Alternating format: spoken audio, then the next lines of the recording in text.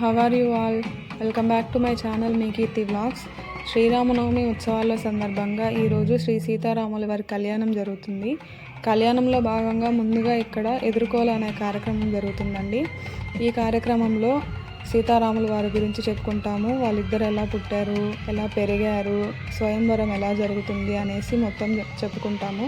So చాలా బాగుంటుంది, ఎక్కడ స్కిప్ చేయకుండా వీడియో చూసేయండి. శ్రీ సీతారామ కళ్యాణ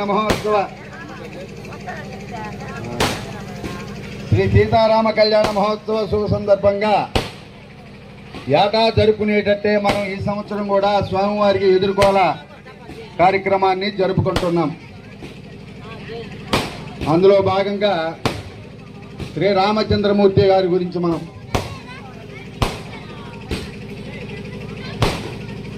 అయోధ్య నగరానికి రాజ్యానికి రాజు దశరథ మహారాజు. ఆయనకి సంతానం లేని కారణంగా వారి యొక్క కులగురువైనటువంటి విశ్వామిత్ర మహర్షి యొక్క ఆజ్ఞానుసారము పుత్రకామేష్టి యాగం జరిపించి ఆ యొక్క యాగ ఫలితంగా ఆయన ముగ్గురు భార్యలు కూడా 4 కుమారులకు జన్మనిచ్చారు. ఈ 4 కుమారుల్లో మొదటివాడు శ్రీరామచంద్రుడు, రెండవ వాడు లక్ష్మణుడు, తర్వాత భరత శత్రుఘ్నులు. ఆ తరువాత వాళ్ళ బాల్యమంతా కూడా ఆ రోజుల్లో గురుకులాలు, అంటే ఇప్పుడు పాఠశాలలు ఏ విధంగా ఉన్నాయో ఆ రోజుల్లో గురుకులాలు ఉండేటివి. ఆ గురుకులాల్లో వాళ్ళ యొక్క విద్యాభ్యాసాన్ని ఆరంభించారు, విద్యాభ్యాసం నేర్చుకుంటున్నారు. ఇక అమ్మవారి దగ్గరికి మంగళమేళం నాయన భజంత్రీలు అక్కడికి పదండి.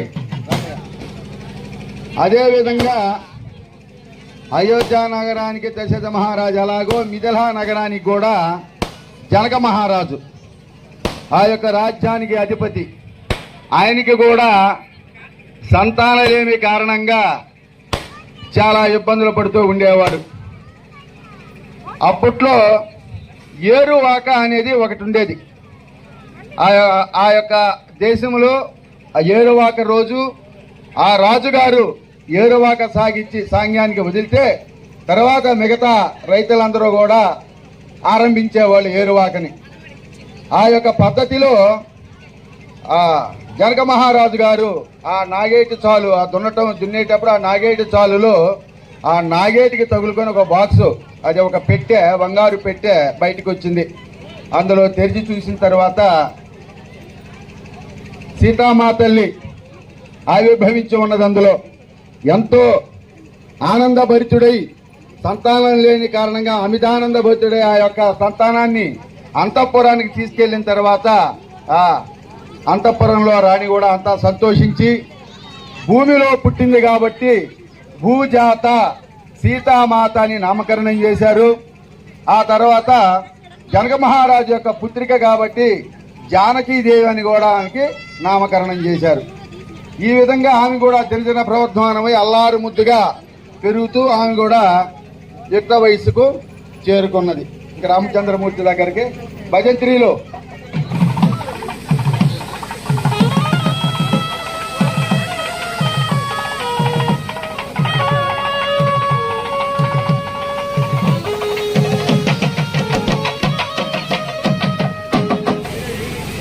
ఆ విధంగా విద్యాభ్యాసం ముగించుకొని శ్రీరామచంద్రమూర్తి అంతఃపురానికి చేరుకున్నటువంటి సమయంలో విశ్వామిత్ర మహర్షి అయోధ్య నగరానికి వేంచేస్తాడు. వేంచేసినటువంటి విశ్వామిత్ర మహర్షిని సకల రాజ మర్యాదలతోటి దశరథ మహారాజు విశ్వామిత్రుని ఆహ్వానించి కారణం అడుగగా, రాజా, లోక కళ్యాణార్థం యాగాలు చేస్తున్నటువంటి సమయంలో రాక్షసులు రక్త మాంసాలన్నీ కూడా మా యొక్క హోమగుండాల్లో ఇచ్చేసి విధ్వంసం సృష్టిస్తున్నారు. కాబట్టి ఇప్పుడు చేయబోయేటటువంటి లోక కళ్యాణార్థానికి యాగ సంరక్షణార్థం శ్రీరామచంద్రమూర్తిని పంపించవలసిందిగా అభ్యర్థిస్తున్నాను అని చెప్పి విశ్వామిత్ర మహర్షి అనగా దశరథ మహారాజు నొచ్చుకొని ముక్కు పచ్చలారని కుమారుడు, ఇప్పుడే నూనూగు మీసాలతో ఉన్నటువంటి వాడు, విద్యాభ్యాసం ముగించుకొని వచ్చాడు కానీ ఇంకా అందులో ఆరితారలేదు నాయన.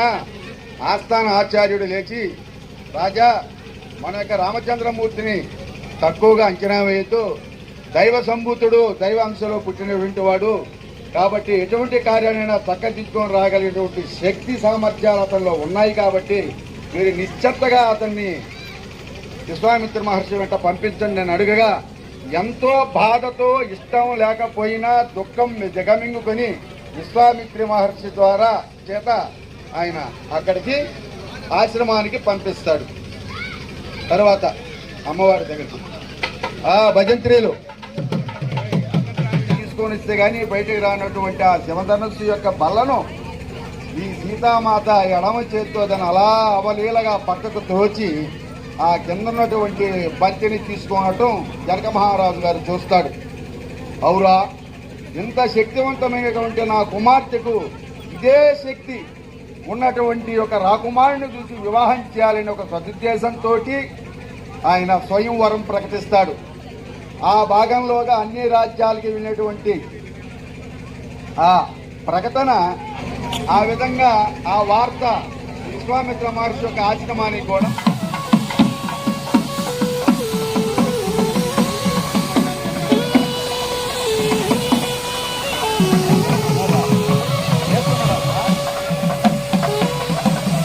ఆ విధంగా జనక మహారాజు చేసినట్టు స్వయంవరం ప్రకటన విశ్వామిత్ర యొక్క మహర్షి ఆశ్రమానికి చేరుకుంది. ఇక్కడ యాగం అంతా పూర్తయిపోయి ఉన్న సందర్భంలోనే ఇది కూడా వచ్చింది కాబట్టి శ్రీరామచంద్రమూర్తిని విశ్వామిత్ర మహర్షి తీసుకొని జనక మహారాజు అయినటువంటి మిథిలా నగరానికి బయలుదేరుతాడు స్వయంవరం కోసంగా. చాలా సౌందర్యవంతుడు, ఇతనే గనక అయితే బాగుండు కదా అని ఒక మనసులో ఆకాంక్షిస్తుంది. స్వయంవరం మొదలుపెట్టిన తర్వాత ఎంతో మంది రాజకుమారులు వస్తారు, శివధనుసును ఎత్తలాగా తిరిగి వెనక వెళ్ళిపోతారు. ఇదే కోవలో లంకాధిపతి రావణాసురుడు కూడా ఈ యొక్క స్వయంవరానికి విచ్చేసి ఆ యొక్క శివధనుస్సుని ఎత్తేదానికి ప్రయత్నం చేస్తాడు. దాన్ని పైకైతే సగానికైతే ఎత్తుతాడు కానీ పూర్తిగా ఎత్తి ఎక్కువ పెట్టలేక అది పైన వేసుకొని కింద పడి గిలగిల తన్నుకుంటున్న సమయంలో విశ్వామిత్ర మహర్షి క్రీగంటతో అంటూ కన్నుతోటి సైగ చేస్తాడు రామచంద్రమూర్తికి. అప్పుడు రామచంద్రమూర్తి లేచి వెళ్ళి అవలీలగా చేత్తో దాన్ని పైకి వెత్తి బాణాన్ని ఎక్కువ పెట్టగా అది పెళపెళ అని ధ్వనులు చేస్తూ విరిగిపోతుంది. సీతామాత మహదానందంతో అనుకున్న వ్యక్తే నాకు భర్తగా వచ్చాడు అనుకున్నది ఆనందంతో ఆ యొక్క మాలను తీసుకుని వచ్చి స్వామివారికి వేసి మహదానంద పడుతుంది. ఇప్పుడు మీరు ఒక్క అడుగు ముందుకి వేయాల. సీతామాత శ్రీరామచంద్రమూర్తిని వరిస్తుంది. శ్రీరామచంద్రమూర్తిని వరిస్తుంది. జై శ్రీరామ్ రావాలి. వీళ్ళు 3 అడుగులు ముందుకు వస్తున్నారు. మీరు కట్ల కానుకలు మాట్లాడుకున్నారు. రండి. మీకు పెట్టనిచ్చేదే ఎక్కువ. ఏ 2 చెప్తున్నారు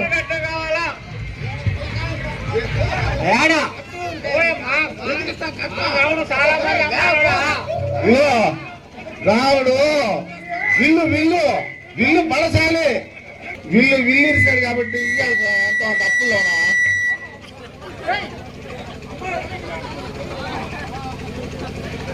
3 అడుగులు ముందుకయ్యా. 3 అడుగులు ముందుకేయండి. రైట్ అయిపోయింది. భజంత్రీలు 2 అడుగులు 3 సార్లు వేయాలి.